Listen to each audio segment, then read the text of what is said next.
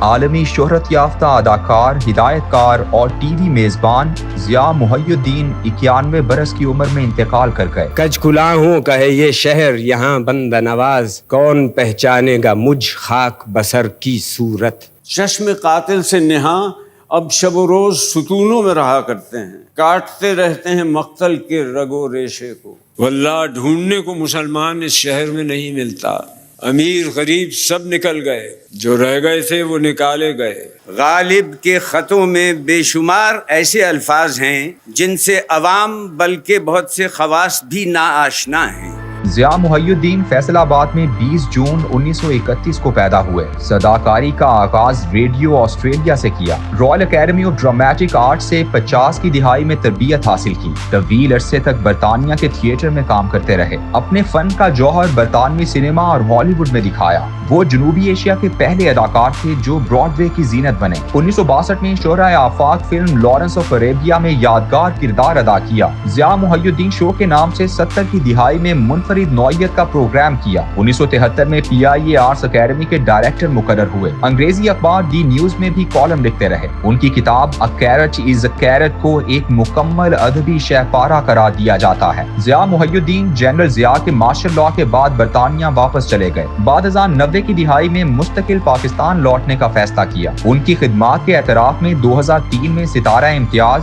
جبکہ 2012 میں ہلال امتیاز سے نوازا گیا۔ 2004 میں کراچی میں national academy of performing art کی بنیاد رکھی اور تا حیات اس کے سربراہ رہے۔ ان کے والد کو پاکستان کی پہلی فلم تیری یاد کے مصنف اور مکالمہ نگار ہونے کا اعزاز بھی حاصل ہے۔ مکالموں کی ادائیگی اور تحت اللفظ میں شاعری پڑھنے کا منفرد انداز رکھتے تھے۔ بطور ہیرو پاکستانی فلم میں ندیم اور شمیم آرا کے ساتھ بھی کام کیا۔ اداکاری میں انہیں ایک دبشان کی حیثیت حاصل ہے۔ مرثیہ پڑھنے میں بھی انہیں کمال حاصل تھا۔ ان کی وفات سے پرفارمنگ آرٹ میں جو خلا پیدا ہوا اس کا بھرنا ممکن نہیں۔ خدا ان کی لحد پر شبنم افشائی کرے۔